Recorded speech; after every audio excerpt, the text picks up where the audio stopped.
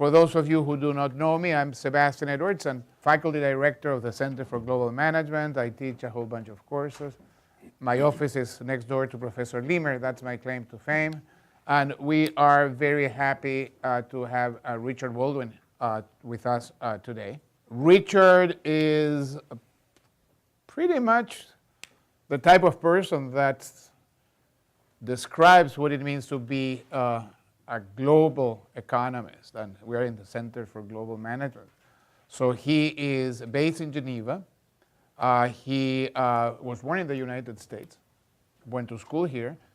He is a fellow at Oxford. He's the editor and the founder of a very important website for applied economics and economic policy. And he's written a terrific book about globalization, robotics, and the future of work. So the way we're going to proceed, if you are new, this is the way we always do it. The speaker, Richard Baldwin, will make a presentation, and then I will ask him 2 or 3 questions, and then we'll open up, and then I will ask more questions, and then we'll open up. And all of this is going to be at a very rapid pace, since we have 1 hour for the whole event. Richard, thank you so much for coming, and we are delighted to have you. Thank you very much. Well, thanks for those kind words of introduction to start with. I just want to start with a bit of nostalgia. Not everybody in the room knows it. I think Ed does. My father was a professor here of economics in 1950s, and I was born when he was a professor here in 1958. So that was just after the Earth's crust had cooled, for those of you in the audience. It's great to be back, and I kind of remember the campus. Let me just start off right away with definitions. So the book is called Globotics, Upheaval. But before I start, I want to show you this slide. The future's unknowable, but also inevitable. That's almost basically what business is about, right? At least that's what you get paid. You get paid for the fact that nobody can actually know what's going to happen, but it is going to happen, so you have to prepare. Now, I put that up to remind us all that this is a book about the future of work, fundamentally, which means, by the definition of the future, I'm making it up. And so can you. But I'm hopefully using patterns, understanding, logic, to make comments about the future, to better prepare for the future. But it's not sure that I'm right. In fact, most likely I'm not right. So point here is to get you to think about the future of work, and it is changing fast, and I think most people aren't ready for it. So that's the basic message I want to get to. Definitions. Globotics. I've had about a dozen reviews of the book in the last 3 weeks, and every single one of them hated that word.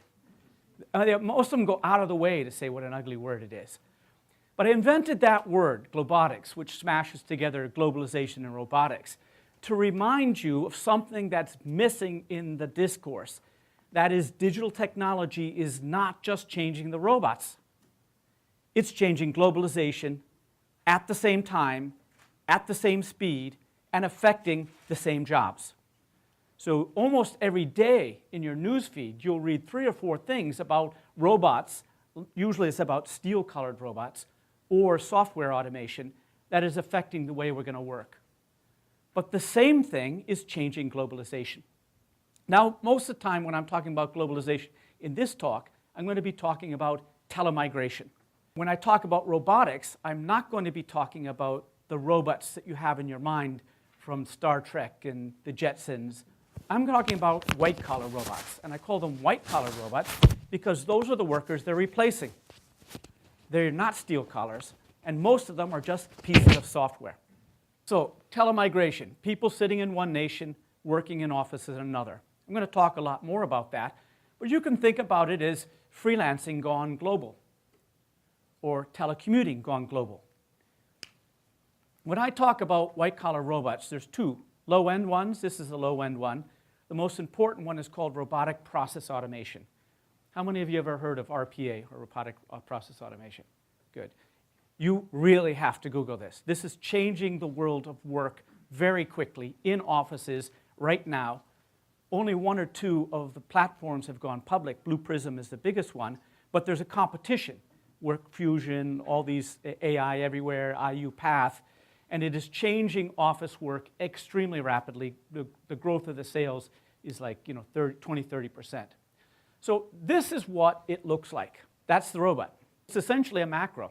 So for example, if I email Swisscom to tell them I'm coming to the United States for 10 days and I want my subscription changed so I can have access to US, then a human at Swisscom in Switzerland somewhere will open that up, read what I say, decide what I need to do, close the email, go to a database which has the subscriptions, open that database, make the change, close that database, and then going over to the billing database and make that change so the billing will go through. This robot does that exactly the same way. Like a piano player plays music, this thing does what I just described. It opens up the email, it reads the email, which robots can do now, software, they can read emails. It opens the other one, changes, closes, it opens the other one in exactly the same way with exactly the same software, but everything is traceable and there are fewer mistakes. So that's this kind of knowledge assembly line workers, which required humans because only humans could read, are now being replaced extremely rapidly by this. There's about 20 million Americans who work in the offices. I don't know what share are affected by this, but it will affect many, many parts of your job. It will take the robotic stuff out of your job. Here's the second type of robots, the high-end robots. So this is Amelia. She plays a very large part in my book at the beginning, in the middle, at the end. Simply an amazing story. And she's very presentational because she has an avatar. Of course, there's no she. It's a piece of software. It's an AI platform. But that platform can see, read, write, talk, interpret, translate, all the usual gateway skills. But on top of that, has more sophisticated AI capacities, like, for example, figuring out what problem you have with your AI by talking to you, coming up with solutions and telling you how to solve it, or looking for financial fraud in the trucking department by looking through the things. There's a whole bunch of them. IBM has Watson as a platform. Most of the platforms don't have avatars associated with them, so they're a lot less visual, less presentational. But these are a completely different thing and are providing substitutes for a much higher level of skill. So, for example, many of you will make your money, or will start making your money again, based on experience-based pattern recognition. That's what you do. That's what Amelia can do. If there's a pattern to be recognized, it recognizes it, and it will substitute for that part of your job very quickly. So why is this time different? Now, I'm not going to go through the arguments of the book, going through automation and globalization. What I want to do is kind of spark a conversation by saying, why is this different? You may have noticed that we used to call it ICT, Information and Communication Technology, and now everybody calls it digital technology as if it was something else. It's not. It's the same thing. But what I argue is that we really are at a place which is different than before with the next few slides. First of all, Digitech is advancing like ICT, but ICT was applied to manufacturing, which meant it was mostly physical and a little bit of information, a little bit of communication. The ICT enabled changes in the physical structure of production across borders in manufacturing and had huge effects, but it was constrained because it was mostly physical. Digitech is mostly being applied to services, so it's mostly I and C and only little bits of physical. So we're talking about a different type of physics. ICT, up till last couple centuries, globalization and automation was about physical things, things we made, manufacturing, farming, mining, etc. Therefore, the laws of physics of matter constrain things. So just to take an example, if you wanted to double the flows of trade, it would take you 2 decades almost no matter what, because it was constrained by the laws of physics. You have to build ships and ports and factories and make stuff. If you want to double the flows of data or information, that happens every 2 years, and that has for the last 10 years and probably will for the next 10 years. It's a very different type of physics, and therefore people who are judging the pace of globalization going forward based on what had happened in the decades past are making a serious mistake, because this is about services, not manufacturing. In 2019, computers can read, write, see, speak, understand speech, create visual output, recognize subtle patterns, for example. In 2015, they couldn't. So what changed? In reading about this, I came to think about it in the following way, and I hope it helps you organize your thinking about it. It's about the programming. So many of you will have heard about thinking slow and thinking fast. How many of you have ever heard about that book? Okay, good. It's a Nobel Prize winning, Nobel Prize in economics, which went to a psychiatrist, who pointed out that humans have two very different ways of thinking. Thinking slow is logical, effortful, difficult, and we know we're doing it while we're doing it. Thinking fast is unconscious, effortless. It's almost impossible to stop it, and usually we don't even know what we're doing while we're doing it. Now, until about 2016, we taught computers to think in the thinking slow way because we had to write a computer program, which meant we had to understand every single logical step of what we wanted the computer to do. So we could only teach it to do things like calculations or algebra or any kind of thing where we're thinking slow. We could not teach it to think fast. We could not teach it to recognize a cat because we don't know how to write that program, because we don't know how we write a cat.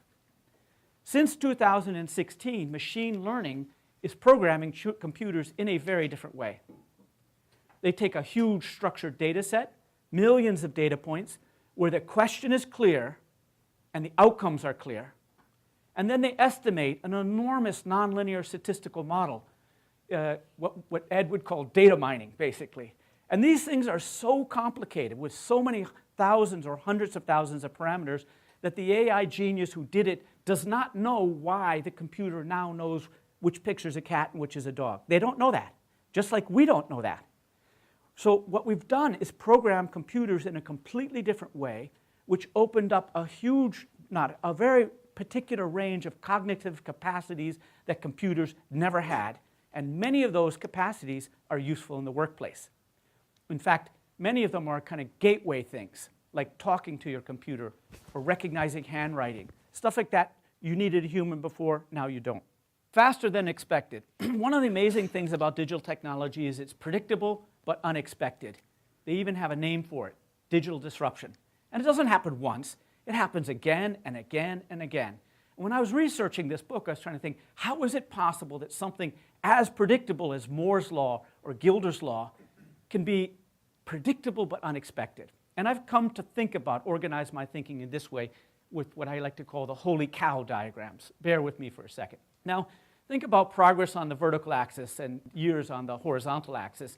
And I'm going to assert that humans instinctively think about progress this way, straight line it.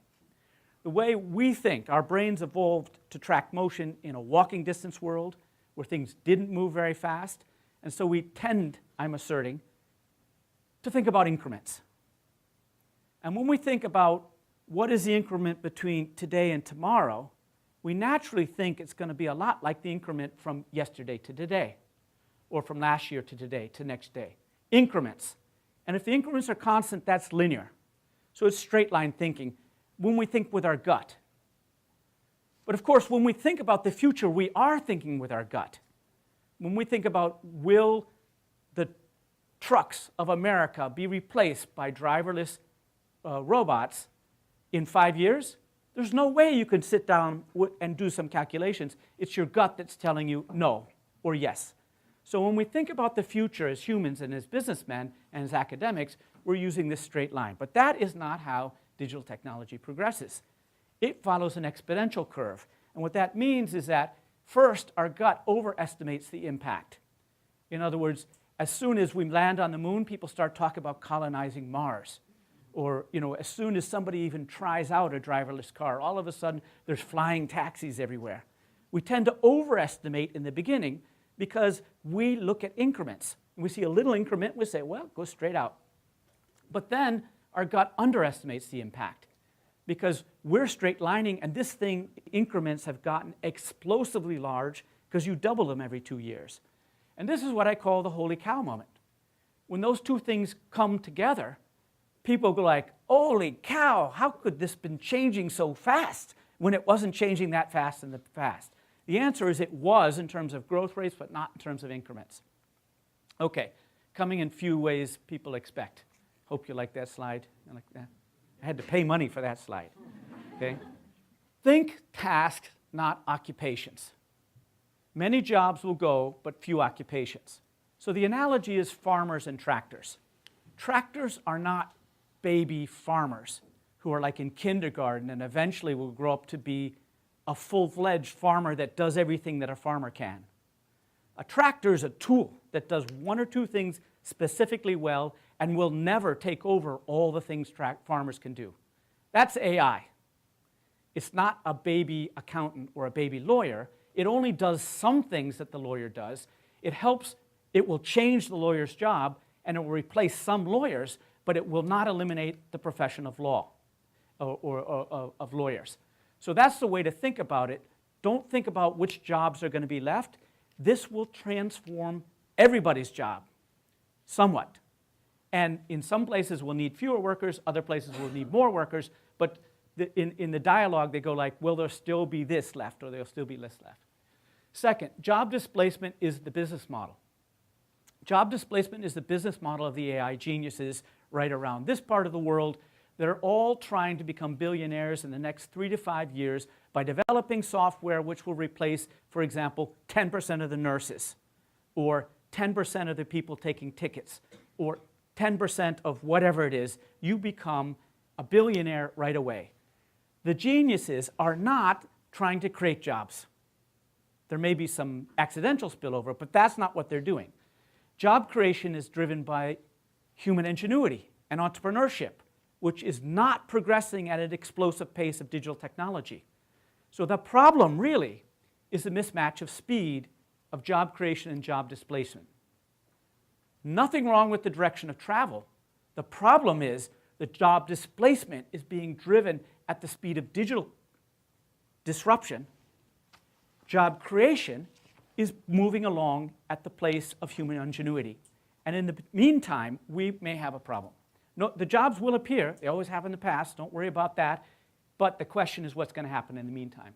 Number 3, it won't look like Janesville. This is a famous book from 2018, won a lot of awards, about a factory that shut down in a small Wisconsin town and destroyed the community, sort of the Trump voter type guys. They were all there. And you could tell it was globalization and automation because they shut down the factory. Future globalization won't come like that because it's in the service sector. They won't shut down a whole building in LA and say, okay, it's just robots now or else being done in the Philippines. It'll be one little job at a time. You hardly even know it's happening. So people who think about future globalization using the experience in the manufacturing sector are making a lot of mistakes.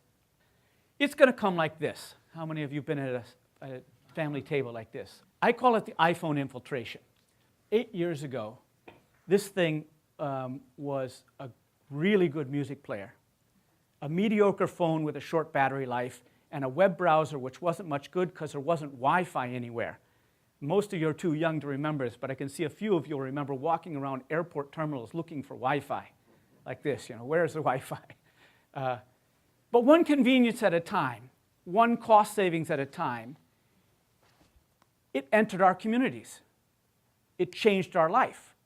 It changed the way we deal with businesses, the way we deal physically with our cities. It enters our families. And afterwards, we had to invent rules at work, at church, in families. We had an invasion of the iPhone. But here's the thing. Nobody decided to let that happen. There was no report. There was no government policy. Okay, now we're going to let smartphones change our society. The reason it came in because it was millions or billions disconnected, seemingly small, unrelated decisions that accumulated into something amazing. And I think that's the way software robots will come into our workplace and telemigrants will come into our workplace. It'll be one half-day job at a time in one department and then another, completely unconnected, no CEO decision whatsoever. We won't even realize it's a trend until we look back 5 years and we go, how did we ever get along without them? So future globalization, I'm going to go through this very, very fast. Basically, wage gaps make telemigration profitable. Digitech is going to make it possible. So some of the largest price differences remaining in the world today are for service providers. Frequently, you'll see a 10-to-1 or 20-to-1 price difference for things like bookkeepers or airline people or whatever. And we're not arbitraging that because of the technical difficulties of getting service from a provider in one country to a service buyer in another country. But that's a technical difficulty, and digital technology is tearing down that barrier at an incredible pace. In essence, digital technology is making remote people less remote. And very soon, the arbitrage on the wage differences will start to lead to telemigration. 4 ways. Domestic telecommuting. This is a slippery slope. Many people are telecommuting to work a day, or half a day a week, or over the weekend, or whatever. And that is preparing our companies and ourselves to get remote workers to slot into the team with a collaborative software, hardware, whatever's needed, changing the matrix structure. And once they figure that out, they're going to soon figure out that they could get the same thing for much cheaper, at least parts of it, by doing it abroad. Online freelancing platforms. This is Upwork went public last year. There's a platform competition. These are like eBay, but for services. So if you want to find, hire, manage, pay, you go to Upwork and you can get whatever you want. Millions of people in hundreds of different, over 100 countries are doing this. And so in essence, these are the container ships of future globalization. This is how people sitting abroad will make it into our offices this way.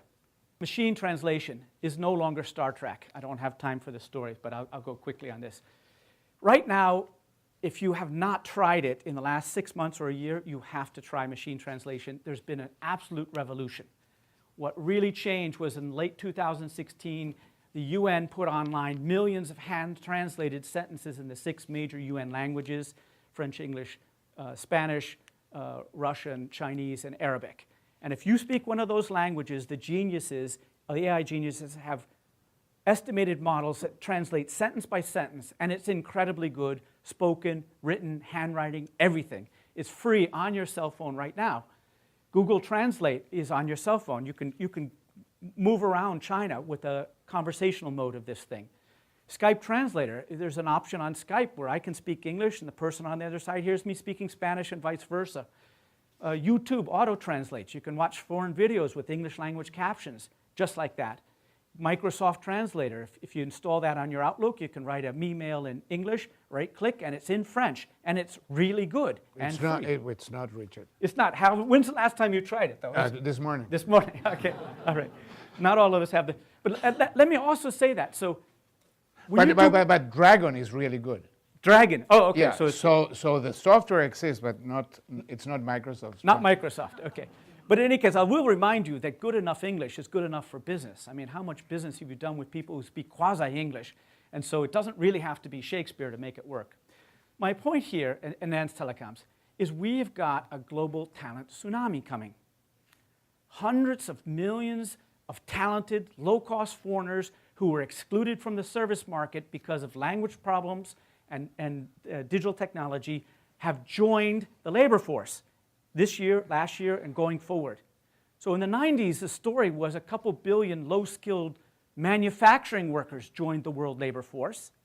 What's happening now is hundreds of millions of low-cost service workers are joining the world workforce and changing things. Let me start by thanking Richard for an amazing presentation. Thank you. I hope that no one is depressed about the future. We'll get to the long run maybe towards the end. I have, in order to get the ball rolling here, a couple of questions. I'm not going to get into, maybe Ed will. Ed and I have this discussion about once a week. What is a robot? And Ed thinks that it has to have arms. And I agree with you. It has to be a piece of software, an algorithm. But you may want to get to that. The first question I want to ask you is that 10% of nurses will be displaced, or these guys that want to be billionaires are looking for that, or 10% of accountants. So what immediately comes to mind is a 10 or 20 or 30% of professors. So, because that's something that everyone here in this room can relate to. And I think that the key is, which I don't think it's that good yet, but I see it getting there, is this Google or Skype Translate.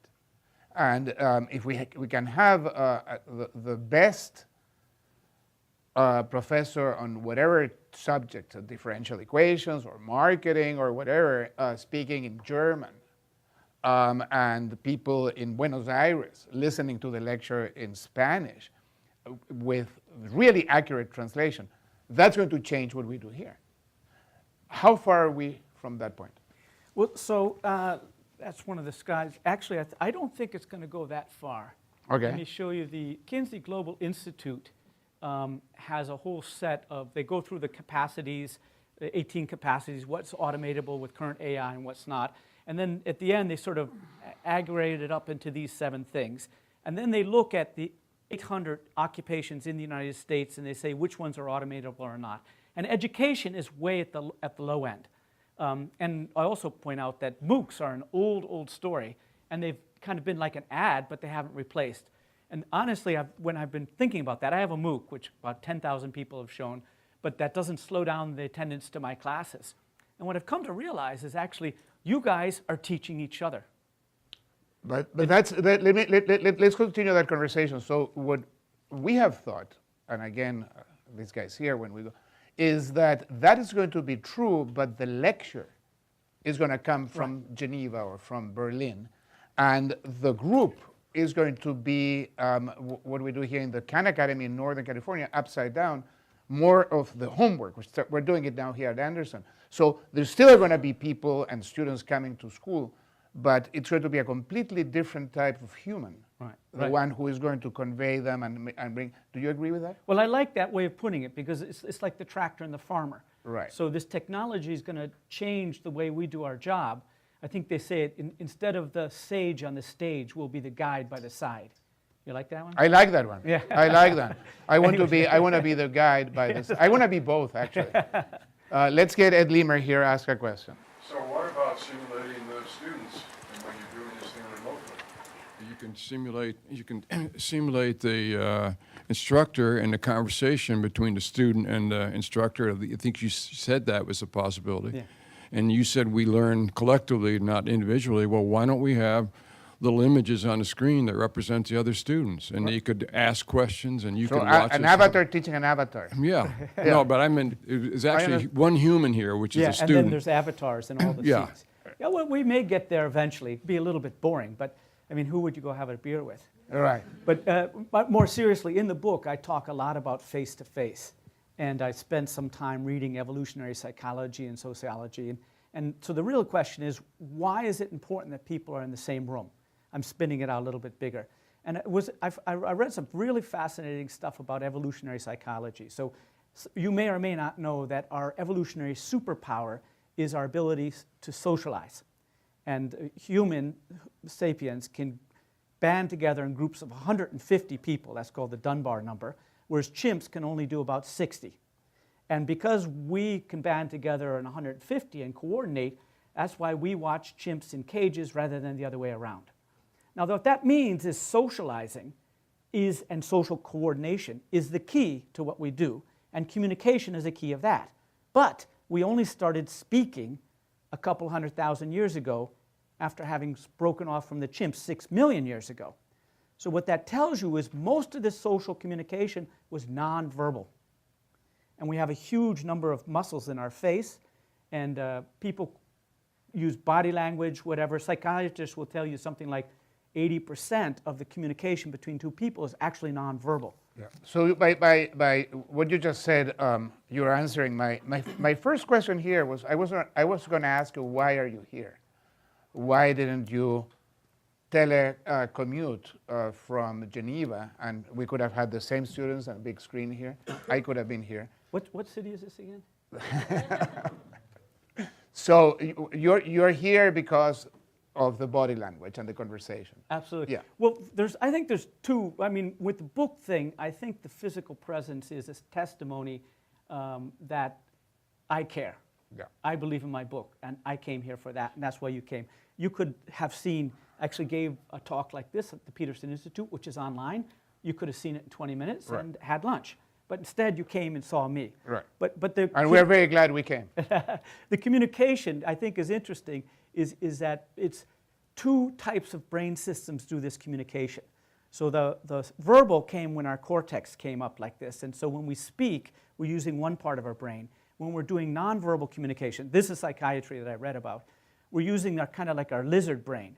And the thing is it's hard to lie with both at the same time, which is one of the reasons you look somebody straight in the eye and then you know they're not lying.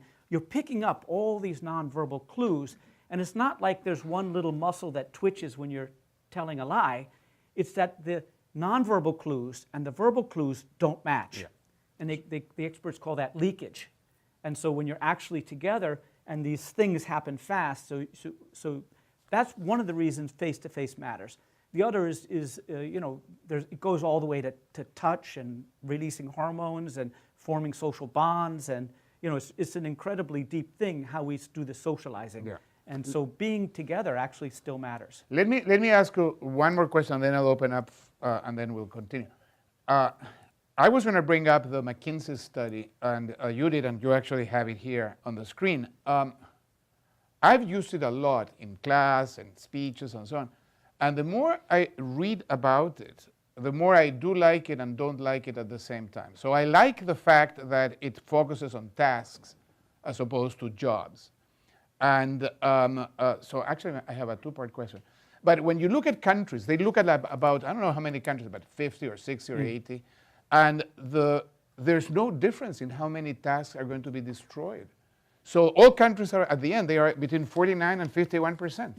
So that makes me think that maybe they are sort of making this up. Right. And they did it maybe for the US and then for, so I went to Peru and gave a speech and I thought, you guys may lose the same number than in the US and same as in Argentina. Yeah. What do you think about that? I do. They did it all in the U.S. and then they sort of spun it out. So, but I think it's a mistake to take these numbers too seriously. But what I think about it, if you look down that table, in essence, the most human task can't be automated, or much less. All right. And I think that's a very, very general thing. A dentist in Buenos Aires is a very different job than a dentist in New York City. In Buenos Aires, they are also analysts, they are psychiatrists. The dentists and psychiatrists are bundled in. Let me open up. I have another question about McKinsey, but I'll ask it later if we have time. So anyone? Okay, Jose. I'm curious if you have like a mental model or a rubric to think about what industries or services are going to take off like in the future. Globots, please excuse this new ugly word. Globalization, which means telemigrants, and robots, which means software robots. They will do what they can. We will do what they can't. That's it. What can't robots do? It's this human thing. I mean, roughly speaking. It's much more complicated than that. So the jobs of the future will involve very human things like empathy, dealing with unknown situations, applying ethics, creativity, dealing with large groups of people, motivating people, things like that. So far, AI can't do that. So that's one. And telemigrants can't be in the same room. So the future jobs will involve lots of being in the same room with people or a machine or something. And my paradigm now is companies like Snapchat, or what is it called? Snapchat or whatever it was before, WhatsApp. I think when it went public, they had 300 people working for it. They were all in the same building, multidisciplinary teams, and they used AI and RI to spin up projects very, very quickly. So the people who are going to win will use these white-collar robots as tools, and they'll use telemigrants as helpers. And that's where I think that the future. But in general, I don't think we can know what we will be doing in these jobs. Just like when people left the farm to go to the factories, they didn't even know there was going to be a pharmaceutical industry or a car industry. But when they left the farms, they had some idea that they were going to be working with their hands in a fairly routine things in a building called a factory. And the same, we don't know what services we'll be providing, but there are services that are sheltered from AI and RI, and but we don't know what we're going to do, but that's just the nature of the thing. In the 1970s, we went from factories to offices. At that time, we didn't know what we were going to be doing in those offices. There's all sorts of services that didn't even exist. Telecoms wasn't an industry, really, when there was no web. Email, service. There's all sorts of things which we will invent as we go forward. Let me ask you about the politics of all of this. So last year was the 200th anniversary of Karl Marx being born. And Marxism was on the downhill, except in Jose's country, in Venezuela, I guess. And then last year, when there was the 200th anniversary, a lot of sort of progressive left-wing intellectuals started talking about what you're talking as a reflection that what Marx said at the end was right, and that there's going to be a big disruption, and again, workers are not going to be talking. So what's the politics of this? The long-run future work in my book, it's more human, more local, we'll be richer and a more generous society. The future's great. It's like Downtown Abbey, where all the servants are robots. You get up at 10 o'clock, you decide whether you want a gin and tonic or a beer. But this is like what Keynes said in his essay. No. Keynes said everybody was going to be unemployed. No, he said everyone is going to have a great time in the long run. In the future of our grandchildren. Right. So I think you can be optimistic in the long run. It's the transition, the problem. It's this displacement. So what governments have to do, and I think they will be forced into it, is first of all, Plan A is help workers adjust. And there's absolutely nothing new about that. People will have to change jobs just probably faster than before. Plan A probably won't work in the United States because workers are, everything's a referendum about you. So you're all on your own. But if that doesn't work, then we'll get what I call shelterism, which is vested interests will use existing regulations to slow it down, just like taxi drivers are using regulations to slow down Uber. But we'll see that all across the industry. They'll use health, safety, environmental, but probably above all, privacy regulation to slow down the adoption of both telemigrants and that. So that's what and then, if worse comes to worse, we're going to have to use employment protection legislation to slow it down. That's very bad. But all right, let's get back to the question. Hi, thank you so much for the slides and the conversation.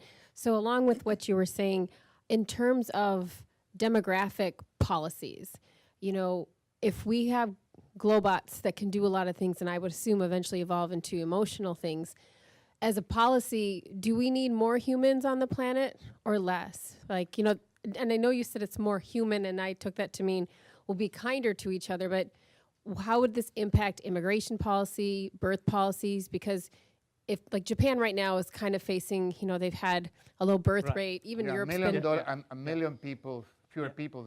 And even Europe's kind of been in a negative slide since Napoleon. So maybe we don't need more human beings. Right. And so let me dodge that first question, do we need more human beings? Because I think it's significantly above my pay grade as an intellect. But let's talk about migration, where I feel fairly comfortable. So there's 2 countries in the world who really, really do not like low-skilled migrants. Many, but that are doing something about it, is Singapore and Japan.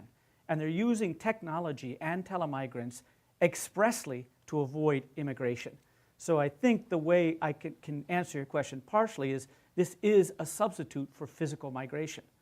And it will create, in some sense, I think it will allow emerging market miracle to spread, but the new ones will look a lot more like India than China. They won't be making stuff that they sell to us. They'll be doing stuff for us sitting over there. So that's where I would go with it. Hi, thank you so much for your time. I was going to ask about the managing the transition, but you got to that point. But I want to know, is there an example in history where a government or a power has done that well? As you look across history, I don't think that's really happened. And so I'm not very optimistic about managing the transition or setting up the appropriate economic infrastructure to care for workers or people who are displaced by these jobs. Can you give us any examples or at least an outline for let me try. future? That's a great question. Let me add to that. What do you think related to the transition about Emmanuel Macron and Bill Gates' idea of taxing robots during the transition? Okay. So the transition is going to be hard. What about taxing these guys? Sure. And using that money to retrain or whatever. So let me see. I agree with you. That's why the second word in the title is upheaval. I'm a little worried that these white-collar and professional people will join with the blue-collar and cause a mighty upheaval. You can already start to see it in the 2020 election, and I think it will be more of a backlash, not immigrants and globalization, but technology, big tech companies in particular. So that's what I'm a little worried about. Who knows? It's just probability and possibilities, but that's one of them. Now, the last big transformation was from factories to offices. It started about 1970. That's when the jobs in factories peaked and it's been going down. And in Europe, especially Northern Europe, they did a much better job of helping people move to other jobs or other training, with Denmark being the outstanding example, where they would let firms hire or fire exactly as they want, but then the government stood ready to do whatever is necessary to get the guy a new job. In Southern Europe, it was like, you can't fire the guy, and that didn't work out so well. So we do have examples of how to do this, and at least in much of Europe, they handled it better than in the United States, and at least in the northern part of Europe, there's not so much backlash against globalization, because the transition from the factories to the office was sort of more humane. It wasn't your own damn fault. Taxing the robots, I think that is a classic example of people misthinking the future, thinking that future globalization will be like the last one. So the last one was about manufacturing. So there was something to tax. And when you think about robots like it's a thing that's here, that's not the robots we're talking about. So it would be like Bill Gates says, we should tax the Excel spreadsheets. Well, how many are there? And where are they? So it's impossible for white-collar robots to be taxed. The only way to really do this is to tax potentially the platforms for the telemigrants, Right. like Upwork. And I talked to the CEO of Upwork at Davos 2 weeks ago, and I asked him, how do you do the taxation? And he says, well, all the US guys, we send a 1099 to every US freelancer. But most of the countries around the world, the governments don't ask us for the billing. So in principle, this can be taxable through the Upwork. And in terms of the software, robots, I don't know really exactly how to do a taxation in there. But if you made it harder to fire people, they would adopt it less quickly. Okay, I have a question related to everything you said, which is fascinating. So what about which countries are going to be the winners? So let me give you my conjecture. My conjecture is that there's a big potential positive here, and it's tasks, as you said, and not jobs. And the Southern Europeans in the past transition made the mistake of not allowing people to be fired. So I get those three. So I say the countries who are going to benefit are those that allow new jobs definitions to come up and to bundle the tasks in a different way, so that, because the Globotics is going to replace 1/2 of one person and 1/4 of another. So some countries are going to allow, well, let's hire someone else. And others are going to have. So labor legislation is going to be key here. What do you think about that? Is that something you agree with? I would agree. I mean, I don't write about it in the book since it's not a book about policy. But basically, we will have to adjust, probably faster than before. And the countries that allow that to happen and can politically keep everything together while it's happening, they're going to be the job big security in the old Spanish vein is really disaster. That's right. I think that is a big problem. One more question. Andy McAfee and his co-author Eric Bryn Jolson, very difficult name. They make the point that really the future is human beings plus robots. Right. And we should not be so scared that the robots are going to replace us, as long as we team up with the robots. But they're talking more about the manufacturing sector. Yeah.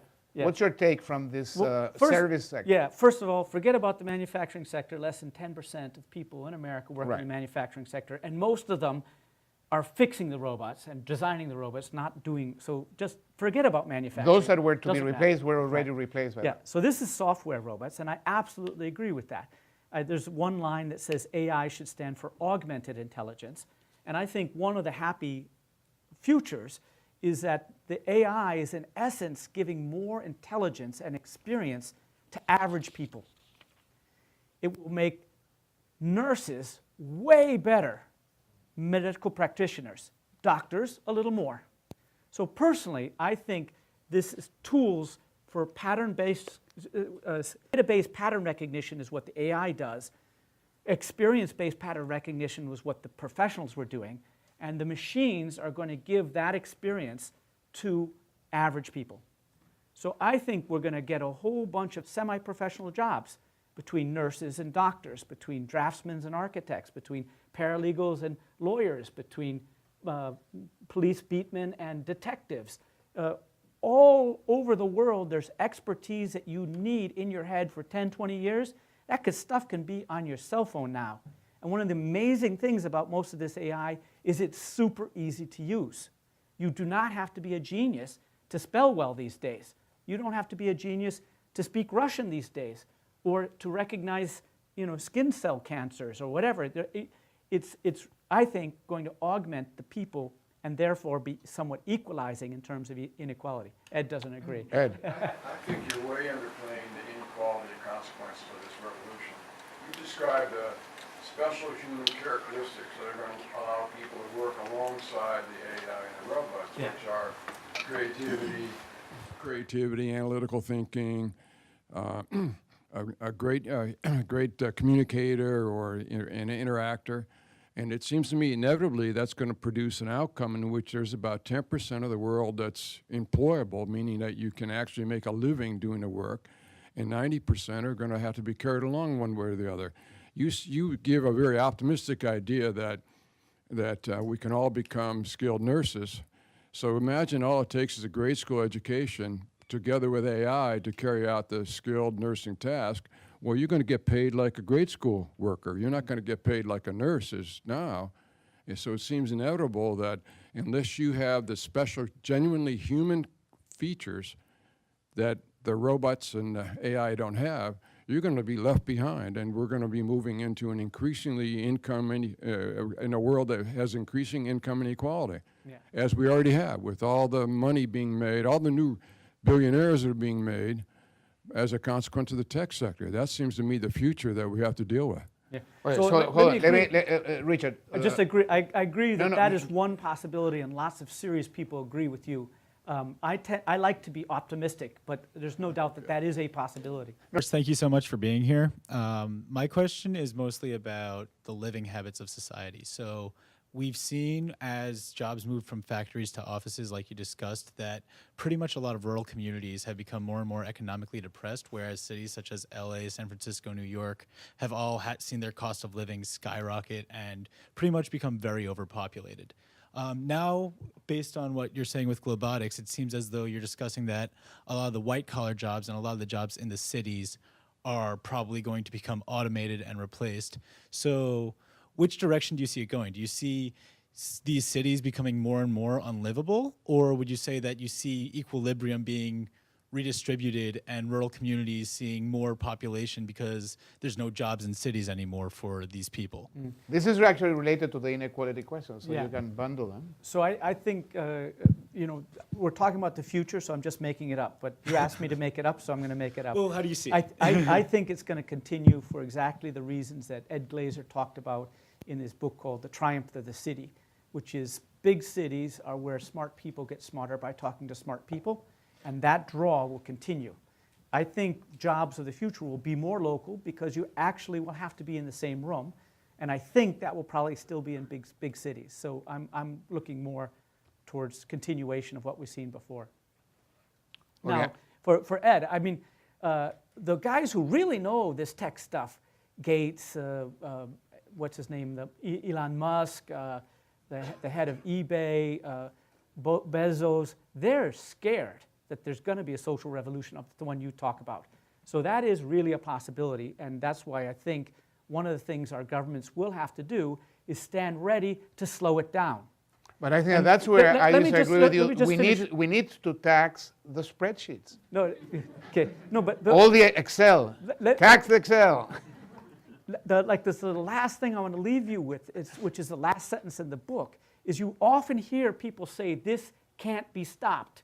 We can't control, we can't stop technology. And that's absolutely not true. Every rich country in the world has rules about firing workers. It's called employment protection legislation. And if we found ourselves in a social upheaval where we had to slow down the adoption of RI and AI, all we would have to do is make it expensive to fire workers. And the companies would slow it down. Now that is not plan A, that's plan B. It's had lots of unintended consequences.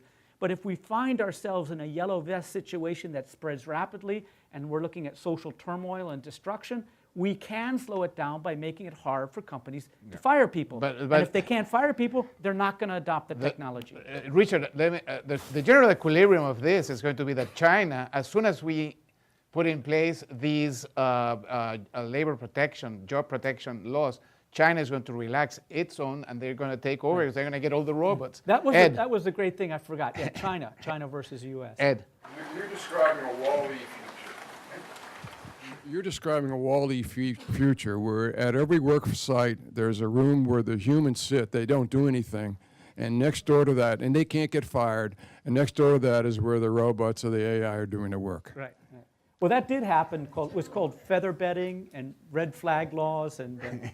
Okay, so we unfortunately ran. So the book is available outside. Buy a copy of the book, and we want to thank Richard for several things: for coming here, for an amazing talk, for a great book, and in particular for being so optimistic about the future. Thank you.